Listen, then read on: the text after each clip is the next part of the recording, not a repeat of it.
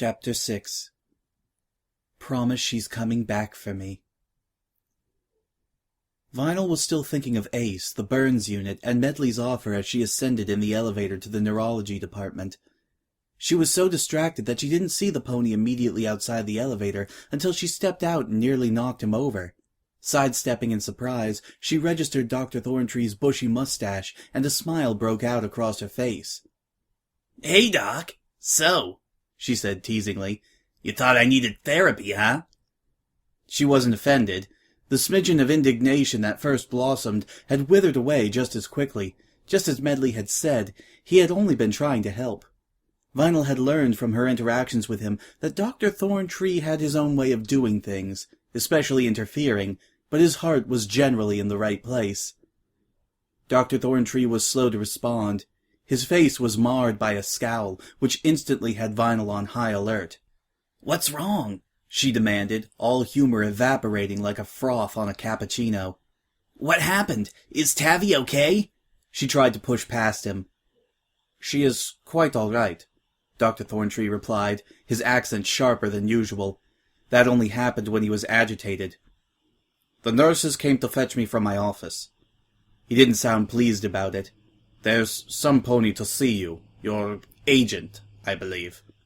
"Indigo's here? As in, up here? Not waiting in the cafe like usual?" "Evidently, he remembers your insistence that you were not going to leave Miss Philharmonica's room during his previous visits. He has apparently decided to cut out the middle pony and come straight here to see you." "The one day I wasn't here for him to see." Vinyl's gaze went to the door, just visible over the doctor's shoulder. There was no sign of Indigo in the corridor. "He's in there?" "When he was informed that you were not present, he insisted that he wished to visit Miss Philharmonica while waiting for you to return. Since it is technically visiting hours, he is within his rights to do so." Dr. Thorntree's tone indicated how much he disapproved, regardless of the rules. "Her dressings have been changed, though this evening she will need to be bathed." "Fine." Despite sleeping with Octavia for several years, Vinyl was not permitted to be present while the nurses washed her. She had fought it at first, but since worked it into her routine as a time to feed herself and stock up on magazines and other reading material from the small hospital shop. She would stretch her legs walking to the ground floor via the stairs and mooch back with a full belly and whatever she bought tucked under her foreleg. She had started her first novel in years in want of something to talk to Octavia about, resulting in her reading aloud to the unconscious mare. If coma patients really could hear the outside world, then like Vinyl, Octavia was 3 chapters away from finishing Harry Trotter and the Philosopher's Stone. It was probably too foolish for Tavi's taste, but Vinyl rarely had time to read books. Whenever she tried to, she was assaulted by feelings of guilt that she should be rehearsing, or grabbing a few extra hours in the studio, or doing something else for her music. Now, however, she was free to read without reprisal. During their time together, Octavia had read classical literature to match her love of classical music, but Vinyl was pleased with herself for picking up something that wasn't glossy and didn't have ads on every other page. "Can I go in?" she asked, indicating the door with a nod of her head. "Oh, yes, of course." Dr. Thorntree stepped aside, and she trotted to the room, trying not to read too much into his troubled expression. Indigo was indeed inside. He stood beside Octavia's bed, and for a moment Vinyl was struck by how close he seemed. She paused, wondering why this made a knot tighten in her belly. Many ponies got just as close when checking on Octavia, yet something about Indigo's posture made Vinyl clear her throat to see whether he would jump back guiltily. He didn't. He just raised his head and gave her a grim not smile. "Vinyl?" "Hey, Indy." Vinyl resisted the unwelcome urge to tackle him to the floor and move him to the doorway by the scruff of his neck. She had never wanted to do anything like that to him before, even when he was at his most irritating. "How's Trix?" "So much for you never leaving her side." Accusation threaded the words. "I had a therapy session." His eyes widened. "Don't say stuff like that out loud.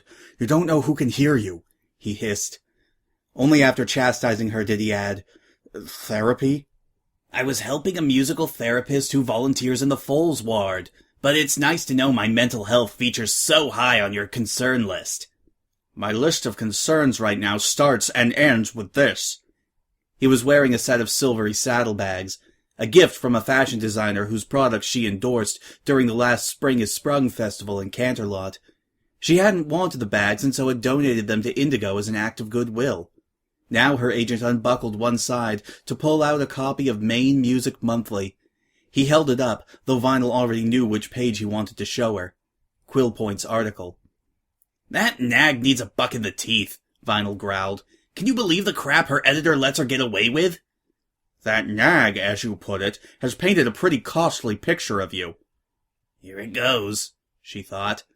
It's one article, Indy.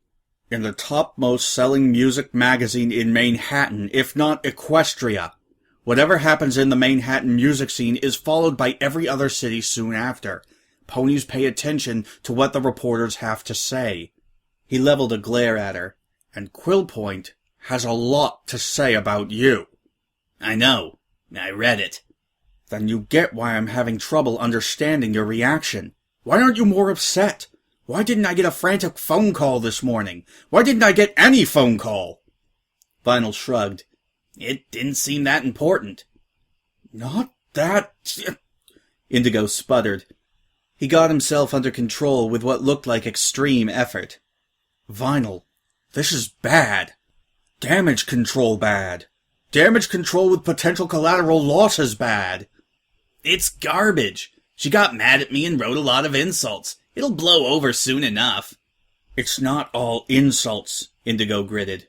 They may be dressed up as insults, but there's information in here that could be extremely harmful to you, especially if any of our sponsors sees it.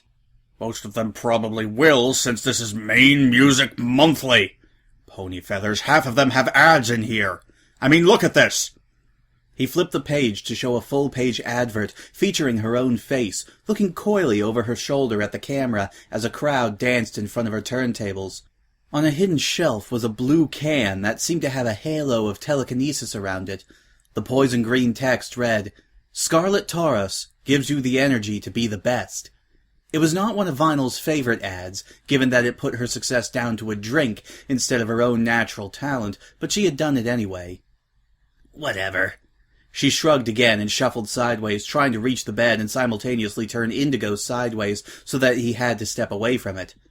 Indigo's face darkened further, his eyes seeming almost luminous. Could repressed irritation make a unicorn glow? His horn wasn't alight, but he sure was radiating some sort of power. Maybe he was about to rage flare, like all unicorns.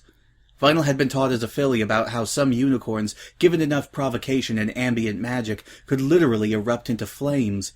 She had never seen it herself. Maybe that was about to change. Your sponsors all have reputations to maintain, and they won't be kind about this. There's no loyalty amongst business ponies, Vinyl. Little Latte hasn't started running your ad yet, and now they might pull it before it airs. Electric Beauty has your face above every one of their makeup stands across Manhattan, Canterlot, and Philadelphia because they want to be associated with a hot artist, not a train wreck. EQ Enterprises don't want their brand represented by a filly fooler. They may cut you loose if we don't respond to this filth. He shook the magazine in case she had forgotten it was there. Vinyl snapped back to herself like her brain was on a piece of taut elastic. She stared, unsure whether she had heard him correctly. What did you just say? You heard me. We stand to lose a bundle over your tantrum with Quillpoint. What the hay were you thinking, tossing her equipment out the window like that? No, not that. Go back. I read the article. I don't remember her calling me a filly fooler.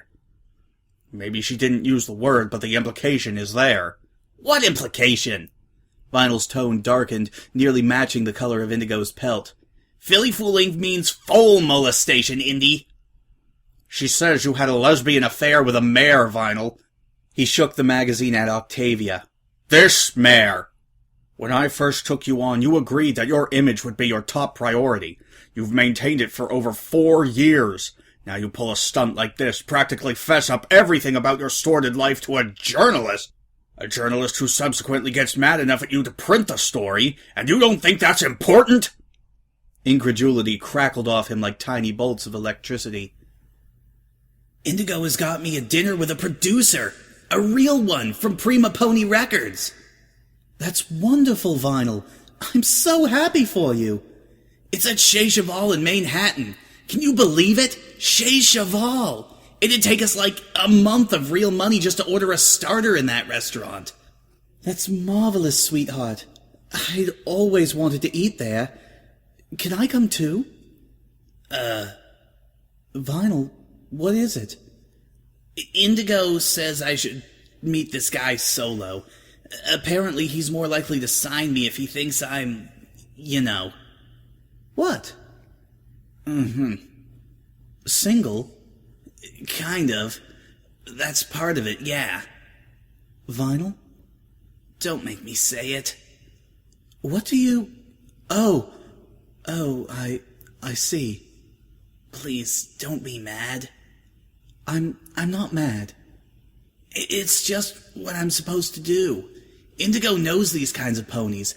I have to follow what he says if I'm going to hit the big time. Vinyl, it's fine, really. Tavi. Actually, I think I'll have an early night. It was a busy day at work.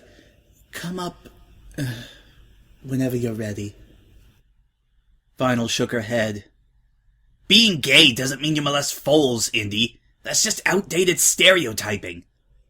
You're missing the point over semantics, he snapped, totally missing her point in return. You called me a filly fooler. You're my agent. The two shouldn't go together. You're supposed to defend me against insults like this, not say them in the first friggin' place. Her voice rose towards the end of her sentence until she was nearly shouting.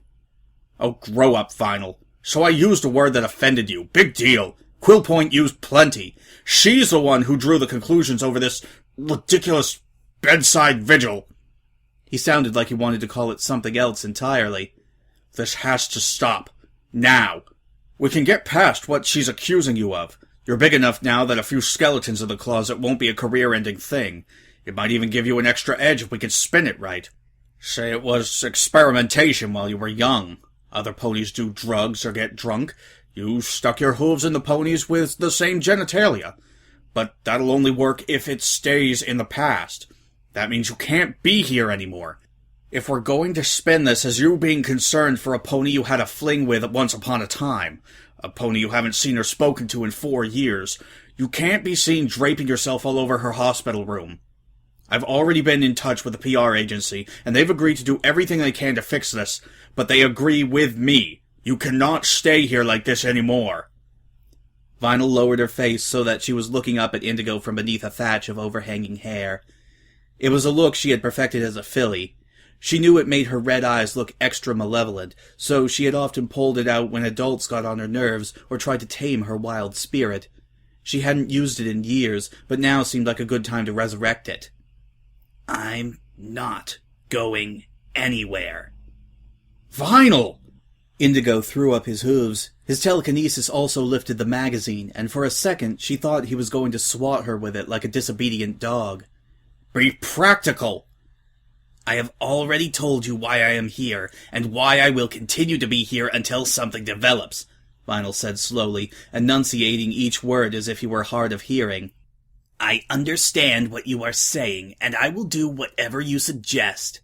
Within reason, and without leaving this hospital. You're fueling the rumors! What rumors? That I'm gay? Newsflash, Indigo, I am. Ponies were already asking why I haven't had a relationship for all the years I'd been on the scene. Those stallions you hired to go with me to launch parties weren't gonna fool them forever, and no matter how many times you tried to get them to link me with other celebrities, none of them stuck. Why do you think that is? The press isn't stupid. Mean-spirited and ruthless, maybe, but not stupid. They're going to figure it out eventually, so why shouldn't I do it on my terms instead?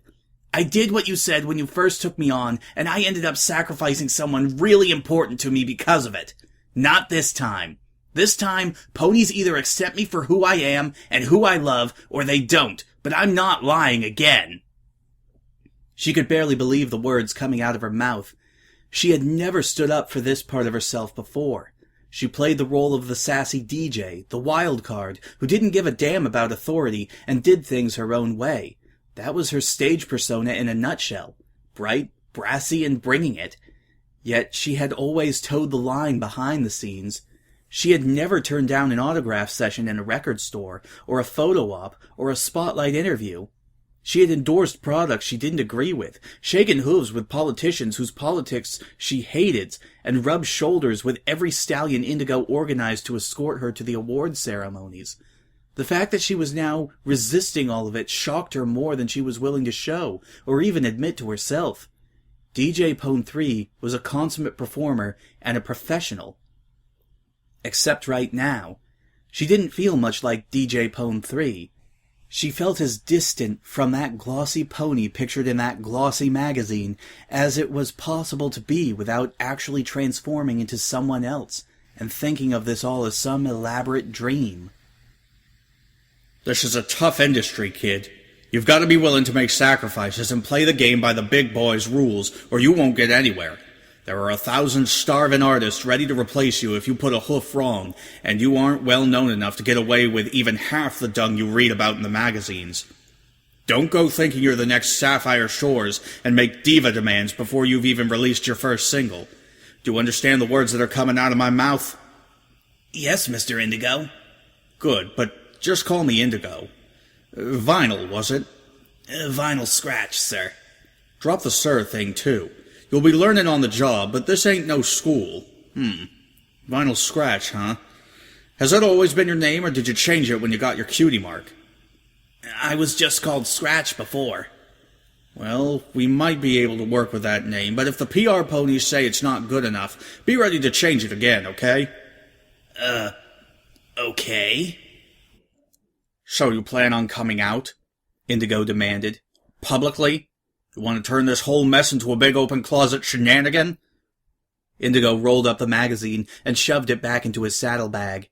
You're seriously telling me, even with all you know about the industry, this is the way you want to spin this? I'm not spinning anything. I'm just telling you what I will and won't do this time. Your popularity might not be enough to see you through something like this. You'll take hits if you do this, Vinyl. Big hits. The kind some artists never recover from. He loaded his words with as much emphasis as he could. They teetered like an overfull china cabinet balancing on its edge, ready to fall and smash everything inside. Think it over. Don't make any hasty decisions. This decision isn't hasty. It was, but then again it wasn't. When she had some time to herself later, she would wonder whether she had wanted to do this from the moment Octavia walked out on her, or whether it was truly a knee-jerk reaction to Quillpoint's article and Indigo's demand for her to leave Tavi's bedside. For right now, however, Vinyl kept her jaw set and her eyes forward. There would be time for everything else later. Whatever. Indigo rolled his eyes and stalked past her. I'll speak to your PR team about it and see what they say. You'll always listen to them, at least. Whatever, Vinyl echoed, letting him leave without turning around. She bit back the urge to add, and don't let the door hit you on the way out. Everything was wrong. The ponies that came and went were too big, and this place smelled strange. She didn't like it. She especially didn't like how they left her on this old couch, hooves stuck straight out because her legs were too short to reach the floor. When the purple one with the name tag around her neck came back, she looked harassed, though she tried to smile.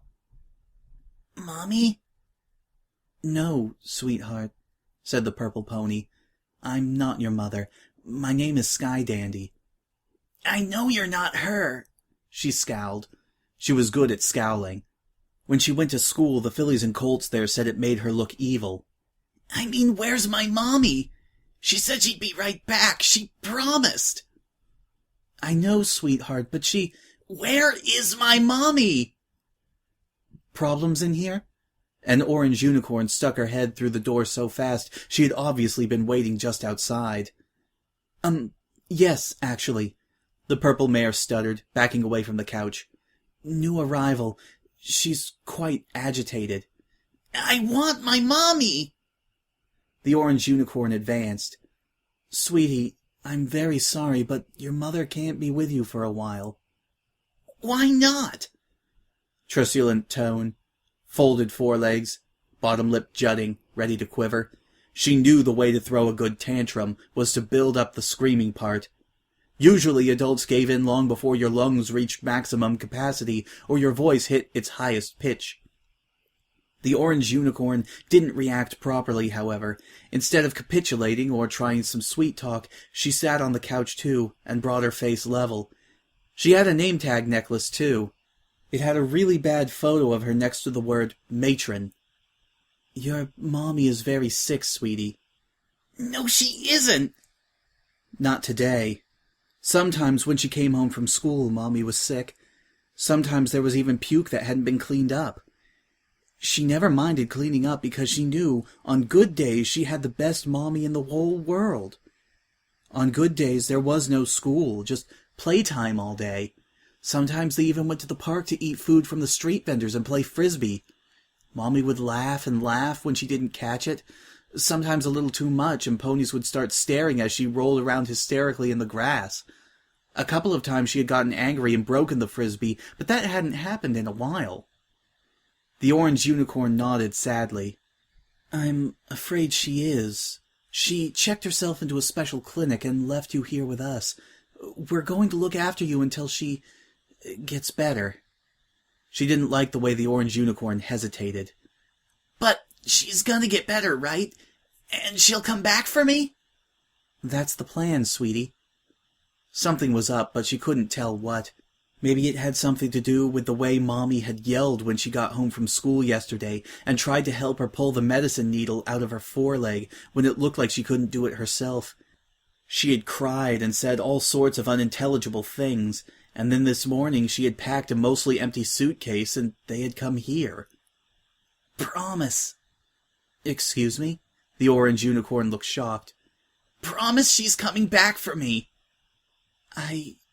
I can't do that, sweetie." "Then you're a big fat liar and I don't want to stay here. I want my mommy." She brought out the big guns, climbing to her hooves and jumping up and down. Adults always hated it when you jumped on their furniture, especially if you yelled at the same time. "I want her! I want her! I want her! I want her! I want her!"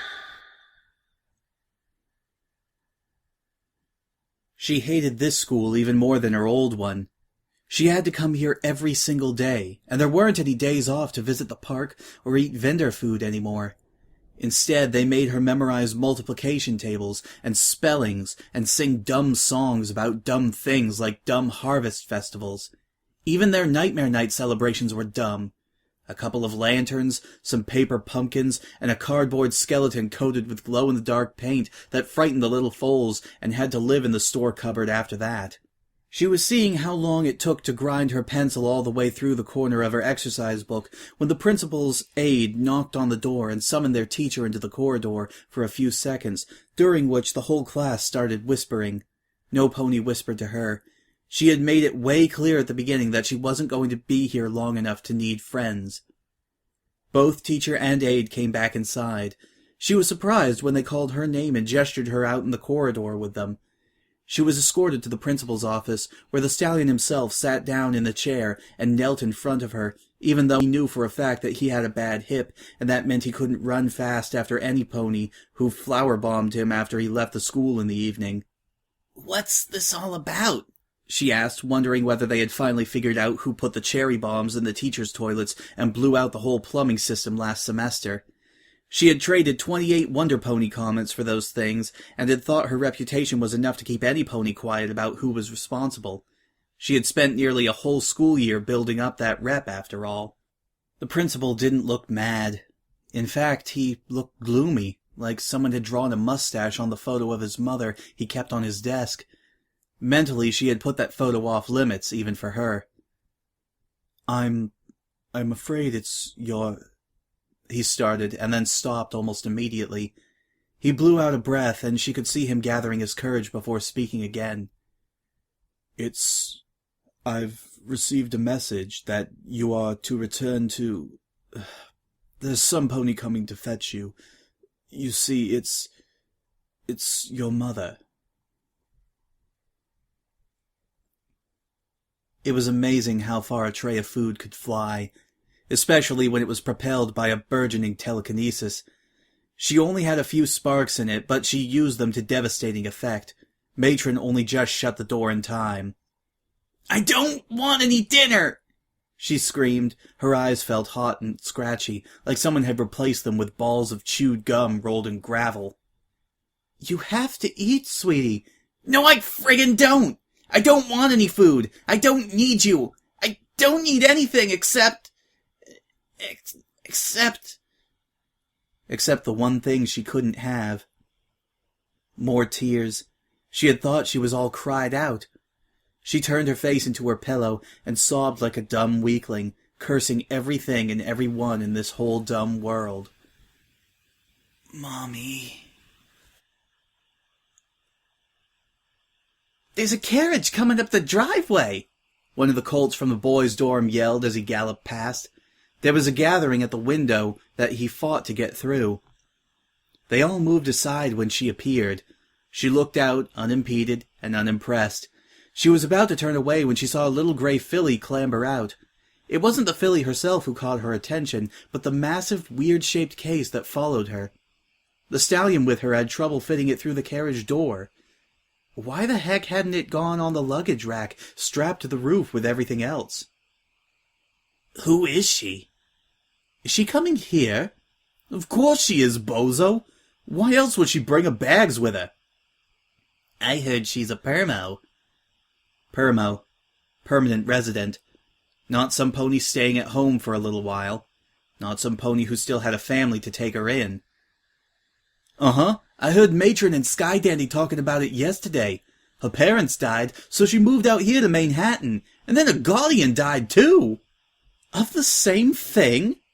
asked a filly, alarm in her voice. "Is it infectious? Should we be worried?" "Oh, don't be stupid. Would they let her come here if she was carrying some horrible disease?" "So she's new to the city and lost her family. Talk about bad luck." "Uh-huh, and I also heard that—" She didn't listen to the rest. She was already heading down the corridor, towards the front entrance, and the new arrival coming through. Hey, new girl! Hey!" The tight bundle of blankets shifted slightly. "What?" "Are you crying?" The bundle sniffled. "No." "You totally are. It's okay, every pony feels rotten at first." Does the rotten feeling go away?" "Eventually, sure. I've been here for 6 years and I stopped feeling rotten about the place a long time ago." "You've been here for 6 years?" "Yup." The bundle turned so that a single purple eye could be seen in its depths. "Weren't you placed with a foster family? The social worker told me that's what she expects will happen to me." "Oh, sure, I've been in plenty of foster homes, but none of them worked out, so I always end up back here." "That can happen?" "They don't make you stay with ponies you don't like. There ain't that many ponies out there who would want to foster. They got a shortage or something. Generally, though, I landed on the doorstep each time with a big return to sender note stuck on my horn. Hey, whoa, I'm kidding. They don't really do that. Quit with the waterworks." The bundle trembled with sobs that were obviously aimed at the pillow. I'm not crying about that. I just miss my aunt and my parents." "Aw, crap." "I miss them so much, and this place is so strange and awful. I don't want to be here. I just want to go home." Crap, I'm not good with this kind of stuff. Hey, what's your name? New girl, Octavia. Yeah, that was it. Octavia, quit crying for 5 friggin' seconds, okay?" You're very rude," the bundle sniffled. "Now, how do you like that? And here was me all ready to let you get into my bed so you don't have to be alone on your first night. Well, now you can just get lost." "Sleep in your bed?" "Yeah. It's what I do when the new kids are all with the crying and stuff. Usually the new kids are a lot younger than me, but I guess I can do the same for you." "Isn't that a little strange for you to offer?" I'm the oldest. That doesn't mean it's your responsibility to... Going once, going twice, going... No, wait, I think I'd like that, if you wouldn't mind. The bundle raised itself up and tiptoed gingerly across the cold floor, perching on the edge of the neighboring mattress. There it stayed, facing resolutely forward. So, are you gonna stay here or go back to your own bed? 'Cause I want to catch some Z's of my own, you know. We got school tomorrow, in case you forgot. I'll stay. Slowly, it tilted sideways and curled up into a tight ball, allowing the filly already in the bed to spoon it awkwardly. The position was uncomfortable and awkward, yet she didn't complain. She merely stroked the bundle as she might any distraught newcomer. She was used to fillies who were little more than foals, but the grief radiating off this new girl was so powerful she could almost taste it. "You must think I'm terribly foolish," the new girl said after a while. No way. You should have seen me after my first night here. I was a wreck. "You were?" She shrugged. Probably. "Probably? You mean you don't remember?" Nope, she lied. But I bet I was a wreck. Foals that age always are, in my experience. And they usually got snapped up faster by fosters and adoptive parents too, but she didn't mention that. "So I am acting foolish, blubbering like this. I'm so sorry." What are you sorry for? You got upset, you cry. Whatever, it ain't no big deal. "Do you ever cry?" Pfft, no way! I never cry. I'm too tough for that. She realized what she had said a moment after she had said it. I mean, crap. I said I was bad at this stuff. "It's all right," the bundle sighed. "You're being very kind. Thank you." No sweat. Just, try to get some sleep, okay? Everything seems way worse when you're tired and cranky. "I don't know how things could get any worse," the new filly said, so softly she wasn't sure if she was supposed to hear. You could have scabies. "What?" Slugs in your hair. Could you imagine a mane and tail made of slugs? "What are you talking about?" Things that could make this moment worse. You could have raging diarrhea. And be a weightlifter. In public. "That's disgusting." Oh, you think that's disgusting? I can do way better than that. Let me see, how about... No, the mental image of that was quite enough, thank you. You're right. You're way too skinny to be a weightlifter anyway. I bet you couldn't bench press more than an apple. Or maybe 2 apples. At a push. With help. A tiny judder made her lift her head off the pillow. Crap, was the other filly crying again? To her relief, however, the judder coalesced into an even tinier giggle. "You're very peculiar, Scratch." Cool. Usually ponies just say I'm a pain in the butt. What does peculiar mean? The giggle came again. "Strange, but in a good way." Oh, right. Cool. Silence fell.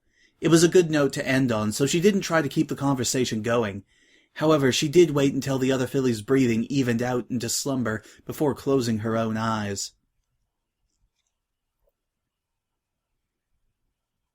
The air had a vague smell of tomato.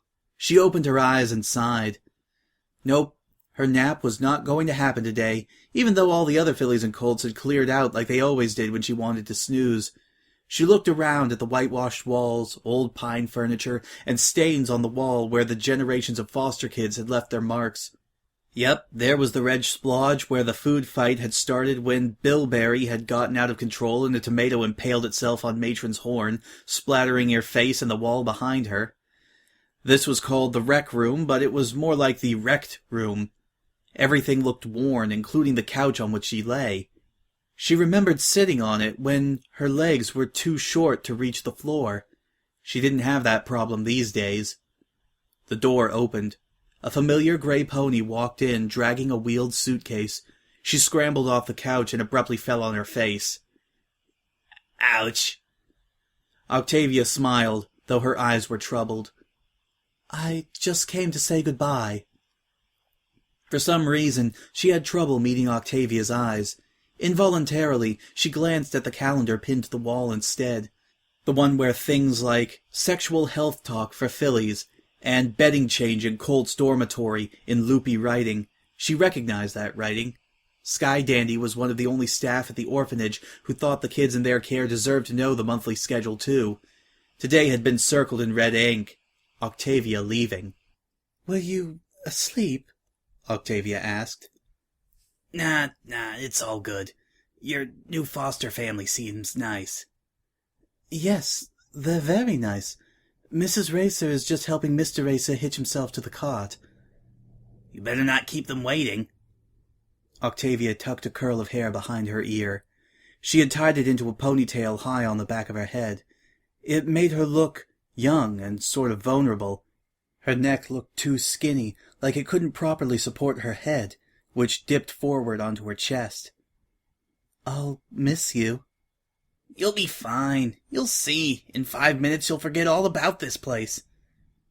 "I won't forget about you." She blew a raspberry that had Octavia frowning. "I won't! You're the first proper friend I've ever had." No way. You serious? Octavia nodded. "My parents homeschooled me. After they died, Aunt Melodia sent me to the local public school, but I found it rather difficult to make friends there." She could believe it. Octavia's impeccable manners and posh voice had instantly marked her as an outsider here, too. She was so timid she attracted bullies like wasps to honey, vicious girls who dropped hurtful comments like upturned tacks for the unwary to step on. It would have been the same story here if she hadn't stepped in. No pony messed with Scary Scratch, the filly who could make you laugh 1 minute and macrame your face next. "You were the first pony around my age who was nice to me, and you didn't want anything in return," Octavia mumbled. "So no, Scratch, I won't forget you. I won't forget you at all." She didn't know what to say to that. Luckily, a sunshine yellow mare stuck her head around the door at that moment. "Octavia, we're ready to leave, darling. Have you said your goodbyes?" Yes." Octavia started to turn away, but stopped. She hesitated a moment, and then dashed forward to fling her forelegs around Scratch in a hug. "Don't forget me either, all right?" No problem. And then Octavia was gone. She watched from the window of the rec room as the racer's cart went down the long driveway. Octavia kept turning around to wave, even though there was no way she could see any pony inside from that distance. She waved back, even though she knew Octavia couldn't see her either. Then she went back to her spot on the couch, told herself that this was no different than any other time one of the other fillies or colts got fostered, and curled up with her tail over her face to block out the world for a while. The rec room was turning into a crappy place to nap. The million-year-old threadbare couch with the uncomfortable lumps in the middle cushions used to be fine, but today she had retreated to the garden and stretched out under a tree. It provided just enough shade for a tiny pony to fall asleep in the sun. Nevertheless, sleep did not come. She simply stared up at the leaves, awaiting its arrival, until she became aware of hoofsteps nearby. She didn't have time to sit up before a face filed in her line of sight. What the... Octavia? Octavia smiled down at her. "Hello." What the hey are you doing here? "It didn't work out, I'm afraid." What? "The racers. It didn't work out." She smiled sadly. "Or rather, I didn't get on with their daughter. She objected to me practicing my cello, and they said I couldn't do it anywhere but at school because it hurt her ears. Although, to tell you the truth, I think she was just a spoiled brat who objected to sharing her mum and dad with me." She shrugged. "Oh well." Aw, crap, I'm sorry. "What the dickens are you sorry for? It's not your fault. Like you told me, sometimes these things just don't work out." You'll get another family in no time, you'll see. Any pony would be crazy not to snap you up as their daughter. Except that they rarely went for the older fillies or colts. Foals were cuter and usually had less baggage. Once you'd been in the care system for a while, no pony would touch your case. She knew that first hoof. We'll see, shall we? In the meantime, would you mind terribly if I joined you out here? It's a lovely day, and I need a little sunshine. Huh? Oh, sure, whatever. Cop a squat. I do wish you wouldn't use phrases like that. It's terribly uncouth. Look who's talking, Miss Prissy Pants. What the dickens? What kind of friggin' weird saying is that?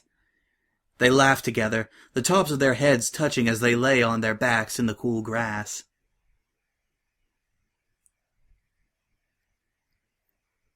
Moonlight and melodies washed over the grounds. This year's prom committee had really outdone themselves.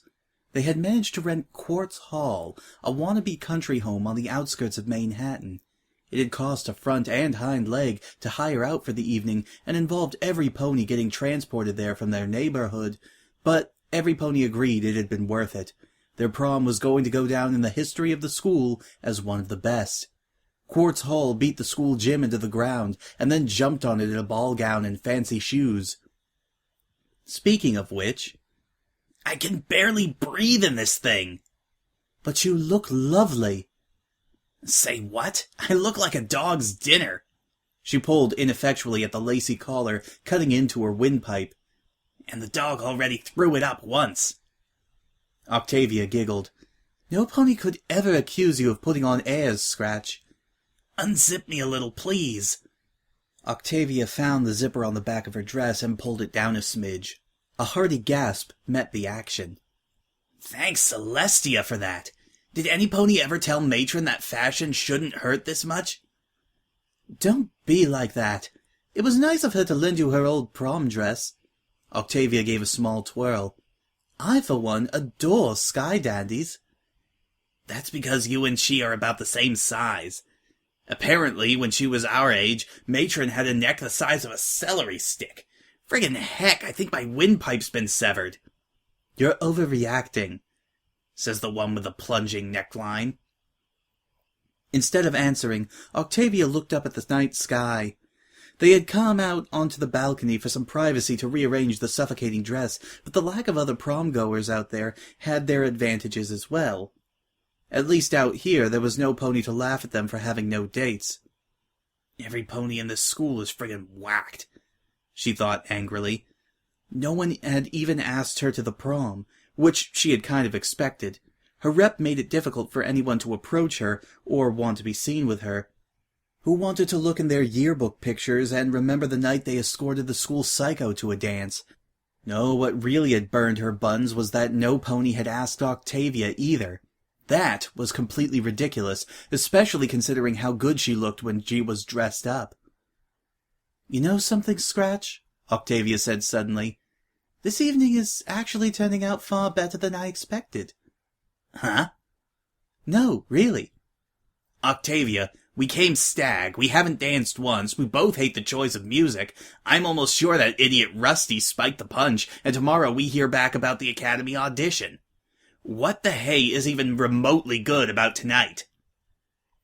Oh, I don't know. I should be a bundle of nerves, but I'm not. Perhaps this is the last burst of laissez-faire aplomb before the axe falls? Octavia shrugged. Don't you think? I don't even know what you just said. Octavia laughed softly. I can't explain why I'm so relaxed. I'm just really glad I came, and I'm glad I came here with you. Aren't the stars pretty tonight? The non-sequitur flummoxed her for a moment. You can really see them out here away from the city lights. I guess. She looked up. They just look like stars to her. Okay, but nothing special. She could admire Princess Celestia for being powerful enough to make them appear each night, but the stars themselves did nothing for her. If you like that sort of thing. Octavia tilted her head back. She had worn her hair loose that night. It fell over her ears and back like a length of shimmering dark silk. A tiny breeze picked up a few strands and blew them back, making her close her eyes. She looked so content, so unthinkingly peaceful, that her image instantly overlaid every single other memory of this night. A burst of bright white streaked across the sky. Hey, look! What? Octavia's eyes snapped open. What is it? I don't see anything. A shooting star! Oh, Scratch, that means you get to make a wish! Octavia exclaimed. Heavens, I wish I'd seen it too! Trust me to have my eyes closed at the wrong moment. What are you going to wish for? Oh, no, wait, don't tell me. If you tell me, it won't come true. You'd probably guess it anyhow. I wish that we'd be pals forever. Together forever, you and me, Scratch and Tavy, Tavy and Scratch, the gruesome twosome. If I've ever told you once, I've told you 1,000 times, don't call me Tavy. The annoyance, however, was clearly fake. Octavia looked at her quizzically. You really wished for that? Well, what else was I going to wish for? Good news from the Academy tomorrow? A beat. Ah, crap. Octavia laughed again, making her close her eyes against the breeze that made them sting for some reason.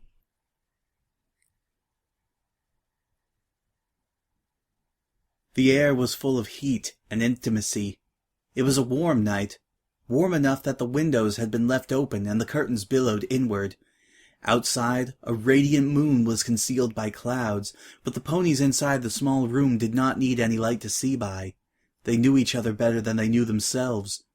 Every curve, every curl, every place that needed kissing, and how best to kiss it. Theirs was the language of touch, and it was a more expressive one than words alone. Eventually, the bedclothes stilled and the curtains became the only movement. The sky lightened to purple, then mauve, then the color of a fading bruise that gave way to the yellowish glow of the encroaching dawn. The bedclothes stirred once more, but this time in bleary waking, and they froze just as quickly. Tavy was warm against her, their hind legs still entwined. Beneath the covers, the hair of their tails was still so tangled it would take them a few minutes to separate it out when it was time to get up. It was always that way after nights like this. She lay quietly, breathing in the scent of Tavy's mane. It smelled of sweat and that apple shampoo she had bought from a fellow student whose family sold apple-themed toiletry products to help pay the exorbitant school fees. As scholarship students, they had little money between them, yet Octavia still liked helping out those she felt were less fortunate than herself, as if she felt that she was still paying off a debt owed for her own happiness. I am one lucky pony. The thought popped into her head, fully formed, no effort required. She couldn't argue with it either, not with Tavy curled against her like this. I am one damn lucky pony. Octavia stirred. Why are you sniffing my head? I wasn't. Yes, you were. I could... She interrupted herself with a yawn. I could feel it. You could feel me sniffing your head? Of course. It's morning, isn't it? No, not even close. Liar. I can see the clock from here. We didn't go to bed until nearly 1 o'clock, and it wasn't like we were sleeping. We're owed some extra Z's. It doesn't work like that. It does in my world. Then your world must be a wonderful place to live. She pulled Octavia, her Tavy, even closer and nuzzled her mane. It sure is. She was in a completely different room. She fumbled about for a second before realizing that she was stretched out across a row of plush seats. The seats were the flip-down variety you got in theaters or particularly Swiss cinemas. When she moved, they flipped up, trapping her momentarily between red velveteen base and red velveteen backs. Ugh! She cried out, righting herself awkwardly. She all but rolled off onto the floor and stood up, looking around to figure out where she was. She felt discombobulated, a pony out of time and space.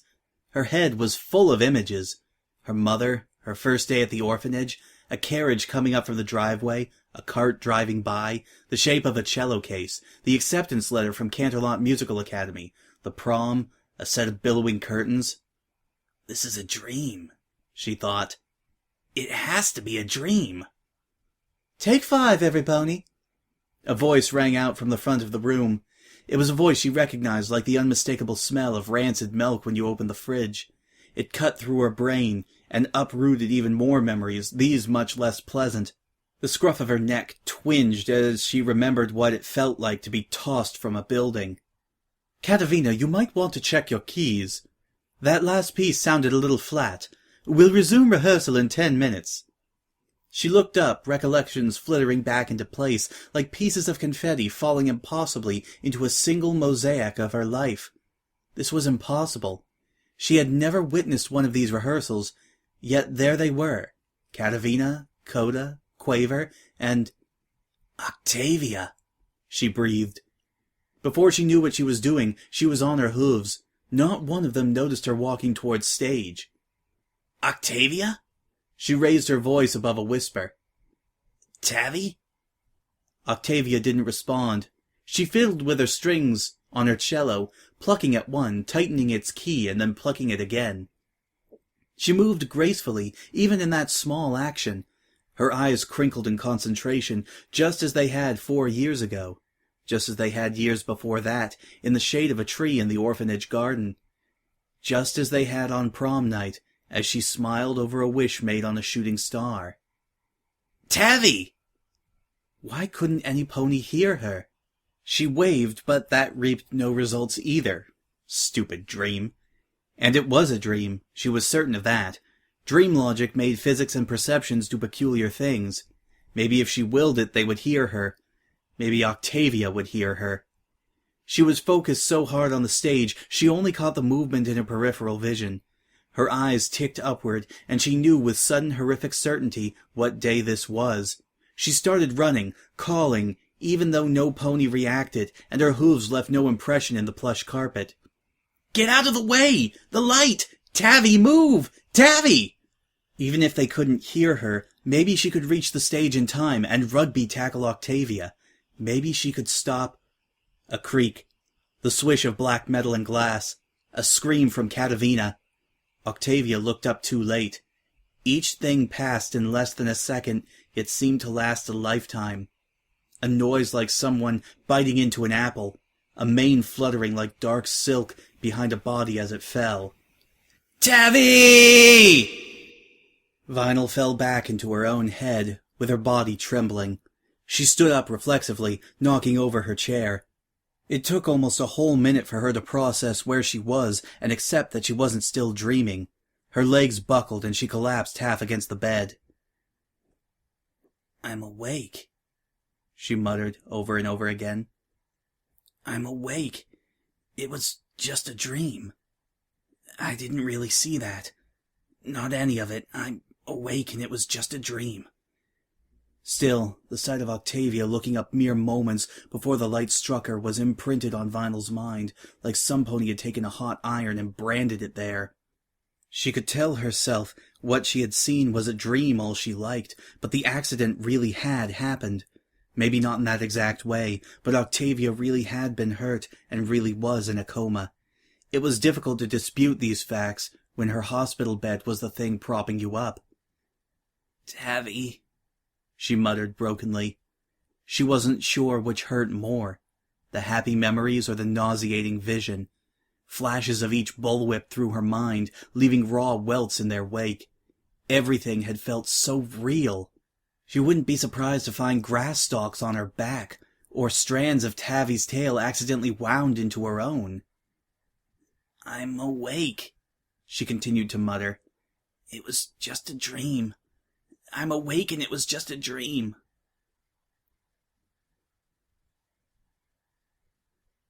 Some time later there came a tentative knock on the door. It couldn't be Indigo again, but Vinyl didn't feel up to conversation with any pony. The events of the day had caught up to her.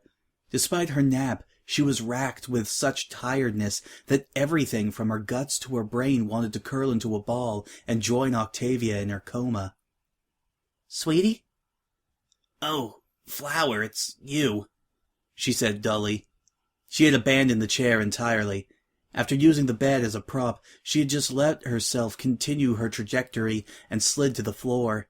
Now she sat with her back against the bed, 4 hooves lolling at her side. Nurse Flowerheart crept into the room. "You shut the curtains? Why? It's darker than a tax collector's conscience in here." The sun was too bright. Her tone alerted the nurse that something more than usual was amiss. Vinyl? Sweetie, what's wrong? Nothing. Vinyl felt her face twitch and turned away. Your mouth says nothing, but the rest of you says something. Want to talk about it?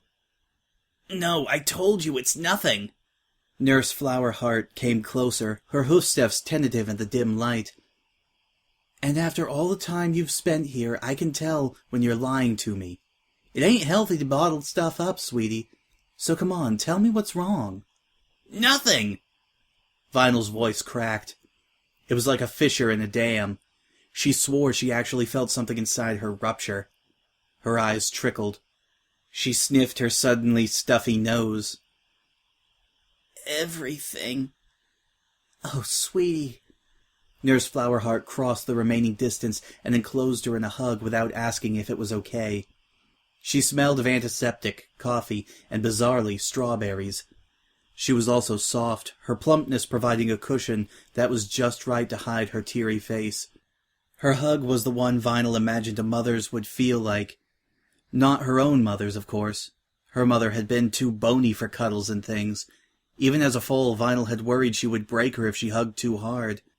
Vinyl found herself clinging to Nurse Flowerheart, who held her tight as tears Vinyl hadn't even realized she was shedding trickled down her cheeks. Vinyl sobbed. She sobbed as she had not done since she was a foal whose mother abandoned her. She sobbed harder than she had the night after she and Octavia broke up, and she had promised she would never cry again. She sobbed until she felt like she was going to throw up. All the bad things inside rising into her throat to spread acid across the back of her tongue. The fissure inside her widened, her fears, worries, doubts, dashed hopes and dreams, uncertainties about the future. All of it swelling and bubbling like she had swallowed a storm cloud full of lightning bolts and it was trying to break free. Her shoulders shook violently, as if she was having some sort of seizure. When she was finally able to speak, her voice kept hitching. I think I may have ruined everything in my life. That ain't true. It is. I had so much good stuff, and I wrecked it. I ruined what I had with Tavi. I ruined the interview with Quillpoint, and now she's throwing muck at me in the press. I ruined my reputation by pulling that stunt in the Palladium and canceling the tour. And now I might have ruined my career completely because Because what? Nurse Flowerheart stroked her mane like she was comforting a small foal. Because I don't want to hide anymore, Vinyl said softly. I wasn't very good at it anyway, but I tried because I was supposed to, and I wanted so much to be... No, I had to be a success, because I'd already sacrificed so much to get it, and now I can't... I don't... She sniffled, her voice shaking. For so long, all I had was my career. I didn't think I needed any pony. Not like I needed her. I thought that if I could be a success, I'd be happy. So I made sure I was successful, and now I might lose Tavi all over again, and my career too, and everything. Shh. It's okay, sweetie. It'll all be okay. No, it won't. You said it yourself, Tavi may never wake up. I might never get her back, and even if I do, it might not be her anymore. She might be. I said I'd take care of her, and I meant that, but I keep hoping. And I can't. Oh, Celestia, it's too much. It's all just too much. Shh, sweetie. It's okay. I've got you. Vinyl allowed herself to be coddled, but couldn't bring herself to believe the kind words. To be continued.